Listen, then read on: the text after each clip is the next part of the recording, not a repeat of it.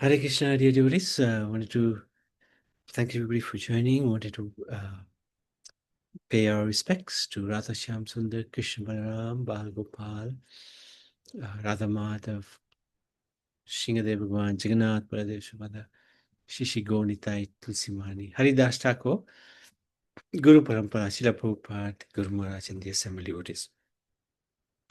So we continuing with 11th Canto, 14th chapter, which is entitled Lord Krishna explains the yoga system to Sri Uddhav. In this chapter, Krishna explains that devotional service to the Supreme Lord is the most excellent method of spiritual practice. He also speaks about the process of meditation. So, Shri Uddhav wanted to know which process of spiritual advancement is the best. Because there are so many different processes, different paths, he also desired to hear about the super excellence of devotional service, bhakti yoga, free from ulterior motives. Now, in this material world, ulterior motives plays a huge role. We go to work in order to get a salary. We, so many of our dealings, transactions are on the basis of giving something for something back in return. There's a motive behind pretty much everything that's done in this material world. So Uddhav wanted to know about Bhakti Yoga, which is free from this motive. We worship like or pay respects to the demigods. We want something from them. We worship Krishna. We want something from them. So the thing which Uddhav is more interested in is when we don't want something back in return. How do we get to that position? The Supreme Personality of Godhead replied to him that the original process of religion revealed in the Vedas had become lost during the time of annihilation. At the beginning of the new creation, therefore, the Supreme Lord spoke it again to Brahma, because he is the religious principles enunciated in the Vedas. So the Lord is he is the personified Vedas. He knows all about religious principles. So he gave that information to the firstborn Brahma. Lord Brahma repeated it to his eldest son, Manu, who spoke it to the 7 great sages headed by Bhrigu Muni. So these are the Saptarishis, and the Saptarishis are very powerful. They have their own planetary systems, and through those planetary systems, through their great devotion, they assist in the universe, in the functioning of the universe. From these sages, in turn, these sages instructed this eternal religion to the demigods and the demons. So the sages also, they are neutral. From the forefathers headed by Bhrigu Muni and the other sons of Brahma appeared many children and descendants who assumed different forms as demigods, demons, human beings, Guyaks, Siddhas, Gandharvas, Vidyadharas, Charanas, Kindevas,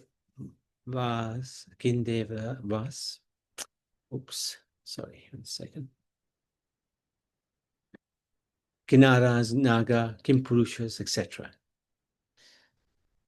All of the many universal species, along with their respective leaders, appeared with different natures and desires generated from the 3 modes of material nature. Because of the living entities' multitude of diverse desires, so all of these living entities, they had their own things that they wanted to do, own wishes to fulfill. So this system of religion was elaborately explained in different ways. One system, but many paths, which were handed down through tradition, custom, disciplic succession. Thus, different philosophies arose, including various atheistic doctrines. So, some say people will be happy by performing pious religious activities, and principally a lot of the Vedas deals with this. Others say that happiness is attained through fame, sense gratification, truthfulness, self-control, peace, self-interest, political influence, opulence, renunciation, consumption, sacrifice, penance, charity, vows, regulated duties, or strict disciplinary regulation. Each process has its proponents. And also this is backed up by the Vedas as well. Because a living entity bewildered by illusion is incapable of ascertaining his eternal benefit, he mistakenly identifies ordinary vows of penance, austerity, etc., to be the topmost spiritual practice. The problem with these spiritual practices is that you do not link yourself with the Supreme, and there are so many transactions. Hare Krishna, Prabhuji. Hare Krishna, Krishna, Prabhupada. Yeah, just wanted to ask you, sorry, what is Piyos? What is Theos? Piyos religious activities. Oh, pious. Pious means doing good activities, being helpful, being kind, being generous, charitable. That's what pious means. Good activities, good karma. All right. Thank you. Hare Krishna, Prabhuji. Thank you. Indeed, the meager and miserable situations they achieve bring future unhappiness and are based on ignorance. Even while enjoying the fruits of their work, such persons are filled with lamentation. So, we work hard, we get temporary benefits from the material work, like a salary, but then we realize the salary isn't going to last the whole month, and we're in anxiety. Even though we've got the salary, we can't even enjoy it. That's an little example. However, those who fix their consciousness on the Supreme Lord, giving up all material desires, share with him happiness that cannot possibly be experienced by those engaged in sense gratification. Because they achieve peace by controlling their senses and happiness wherever they go. So those who are surrendered on the Lord, they don't care about temporary situations, which, heat and cold, happiness and unhappiness, because they're fixed in their consciousness of the Supreme. So they're at peace. They're not fighting against material nature to obtain happiness. They've already got the happiness within themselves because they've linked themselves with the Supreme Soul. Such a person desiring the Lord only would not want, they don't care. They don't want the position of Brahma or Indra. They don't want an empire on the earth, although they can easily get it. They can easily get it, but they don't want it. They don't want sovereignty in the lower planetary systems, nor the eightfold perfection of yoga, the 8 siddhis, Asta siddhis. They don't care for it. They don't even want liberation from birth and death. That's incredible. The Lord informs Uddhav that he is more dear to him than Lord Brahma, Lord Shiva, Lord Shankarshan, the goddess of fortune, and indeed himself. So one who has no such desires who simply has no motive except to be connected with the Supreme, Krishna is saying, that person is the most dear to me. Even he follows the footsteps of these pure devotees who are free from all personal desires. Such persons enjoy the Lord's happiness. By virtue of his unflinching devotion to the Lord, the devotee can never be completely diverted by objects of sense enjoyment. Even if he is not able to gain control over his senses in the beginning, just as a blazing fire turns firewood into ashes, similarly, devotion unto the Lord completely burns to ashes sins committed by his devotees. So sometimes in the beginning, it may be a little difficult to control the senses, because if we have been in this world for a long time, we are completely conditioned by the three modes of material nature. And we may act in a way which is to seek out sense enjoyment. But the devotee is on the path. Even he may make some mistakes, but the Lord burns to ashes the sins committed by his devotee. He doesn't give us the right to commit sins, but sometimes, due to the force of material nature, the progressive devotee may face some challenges. So, the Lord's devotees bring him under their control, i.e., they bring the Lord under their control.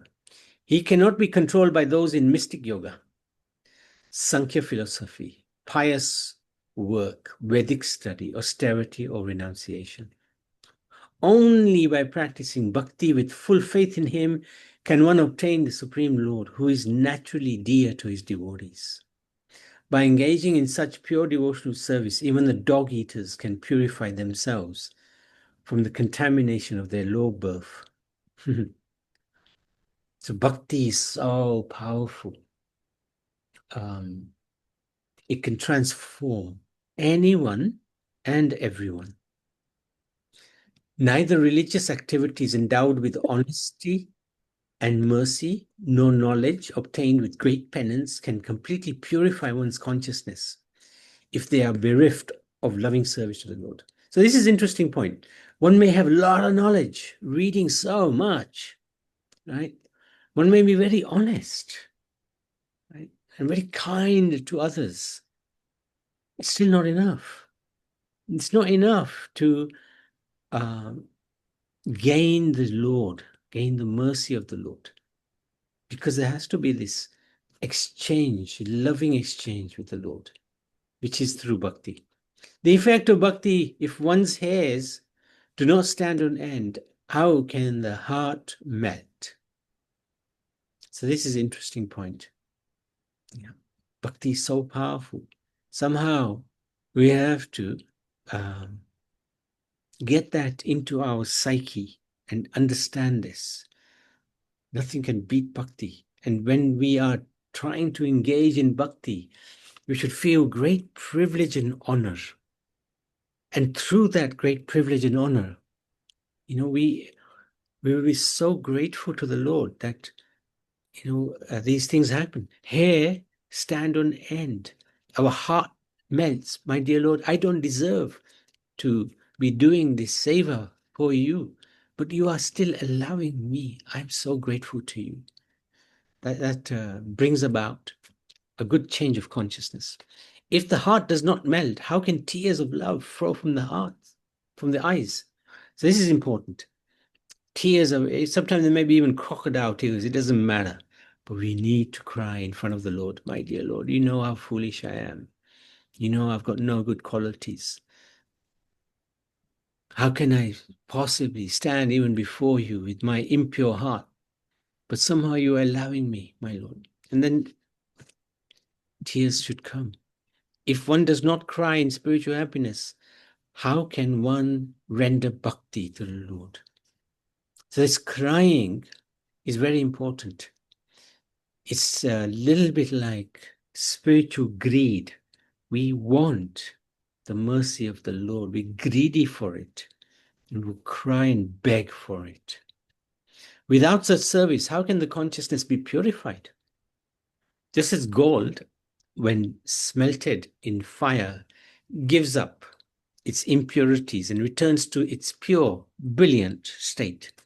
Similarly, the spirit soul, absorbed in the fire of bhakti yoga, is purified of all contamination caused by previous fruitive activities and returns to its original position of serving the Lord in the spiritual world. And he regains his ability to see the absolute truth. So the soul is pure anyway, but at the moment, it is covered through the three modes of material nature and doing activities in this material world. They may be pious or impious. But what bhakti yoga does, it destroys that contamination from pious and impious activities. And it puts us back in our original position. Effect of attachment to the opposite sex. So the mind of one meditating upon the objects of sense gratification is certainly entangled in such objects. Being conscious of the eternal self, one should give up association with women and those intimately associated with women. And this applies to men as well. So for ladies, if one should give up association with men or those who are intimately associated with men. This is the biggest cause of attachment in this world. And as long as we are attached to anybody, anyone in this material world, we will stay in this material world. We won't leave this world. So how can we become detached? If we attach ourselves more and more and more to the Lord, step by step by step by step. It's a slow process. It's a long process. But it's a process, once started, one can be inspired to continue through association with devotees, by the Lord's mercy.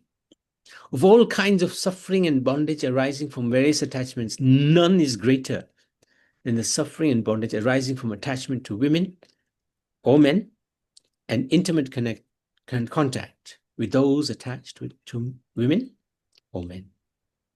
So this is the biggest flaw in this world. And somehow we have to address this.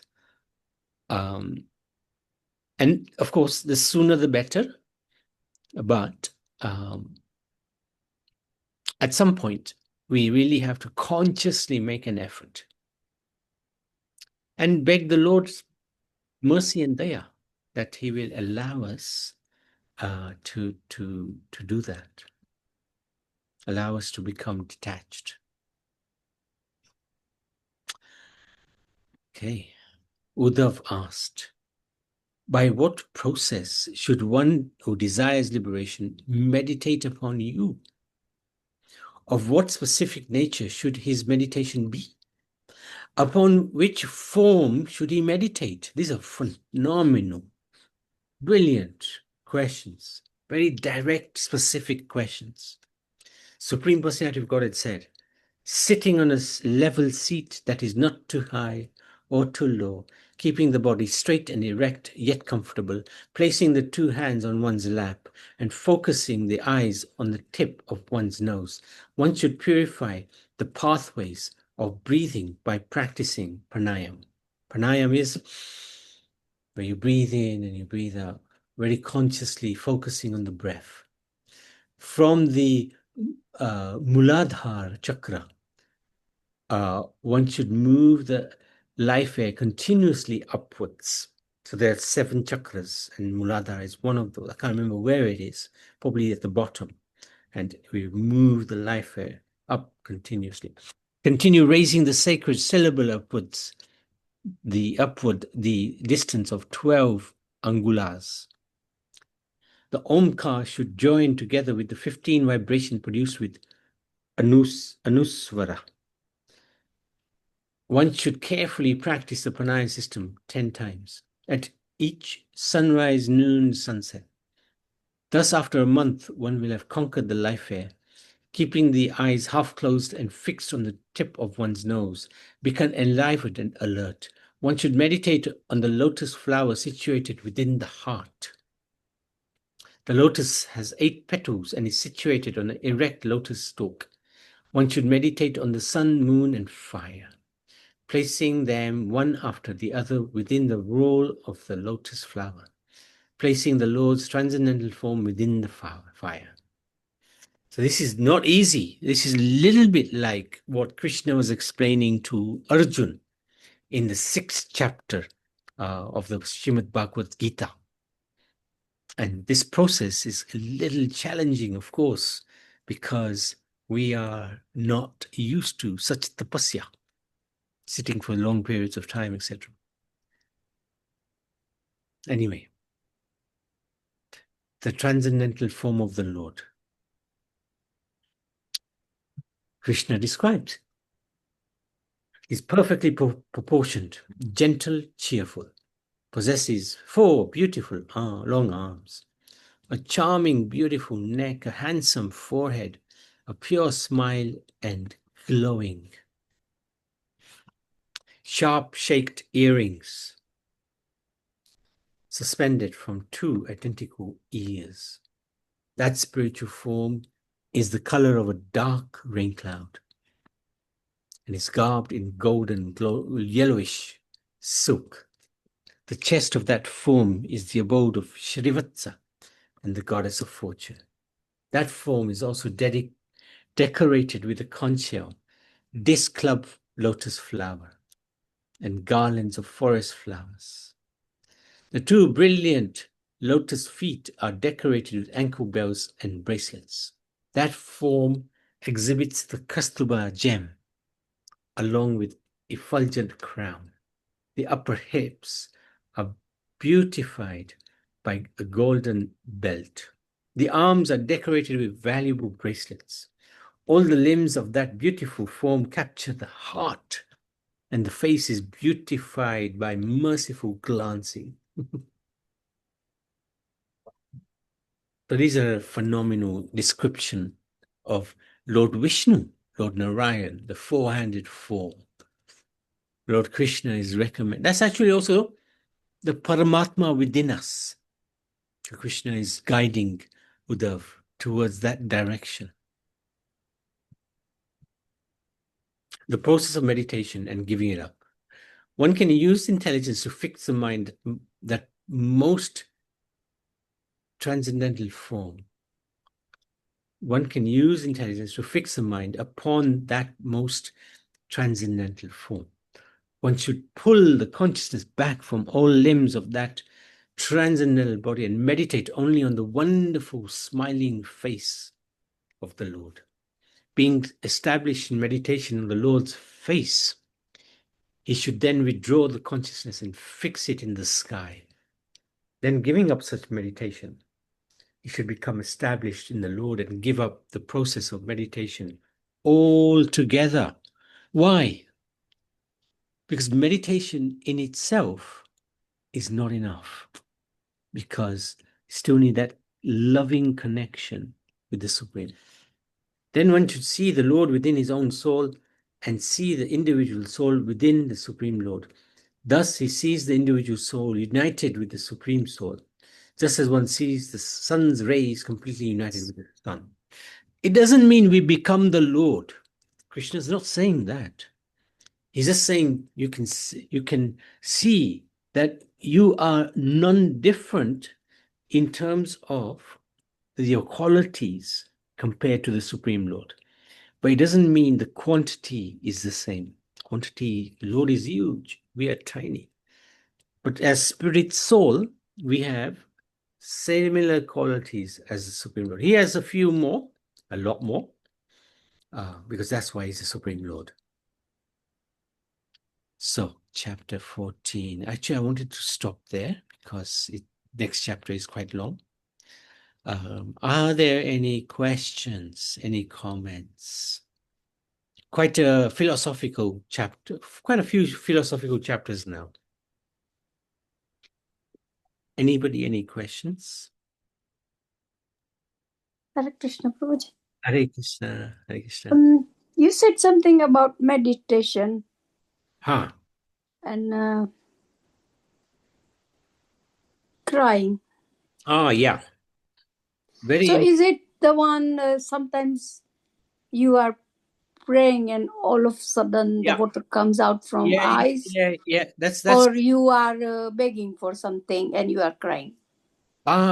Both. If you're praying and If you tears come, that's very good. just let me finish. Hmm.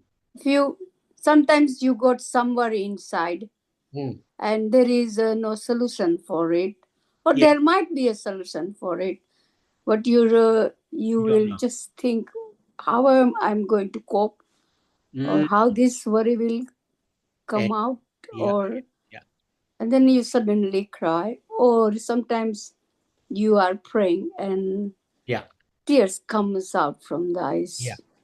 Yeah. That second one is better, because the first one, there's still some motivation. I have a problem, my Lord, please help. And you're crying.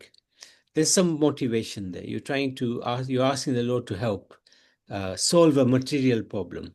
So it is good or not good? It's good. No doubt it's good. But it's not as good as when you're praying and out of love, tears come. That's good. That's very good. Yeah. And then there's the third one, where you are begging, how can I get close to you, my Lord? I'm so far away from you. Please help me come close to you. That crying is very good. Very, very good. That crying is actually needed for us.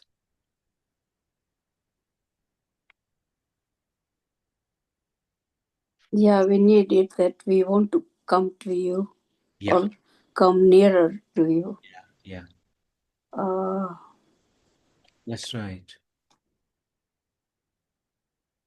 Something you said about sun, moon, and fire. Was it the same thing? Sun Meditation. Yeah.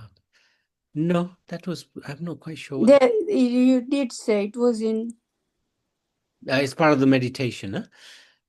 You said something about sun, moon. Yeah, there it is. One should meditate on the sun, moon, and fire. Yes. So this is when we are doing this pranayam. Yes. When we're doing this pranayam. Pranayam is to do Pranayam yoga. Yes. Sitting, and like Lord is explaining, you sit on a place which is not too low, not too high. This is a little challenging in this age, because very hard to sit for long periods of time. Okay. Yeah. Very challenging. He told this also to Arjun, and Arjun said, "Oh, this is too hard." Right. Thank you. Hare Krishna. Thank you very much, Pavin. Appreciate it. Nice questions, huh? So, stop there. Good. And Srimad Bhagavad Puran ki jai, Shri Krishna Chandra Bhagavan ki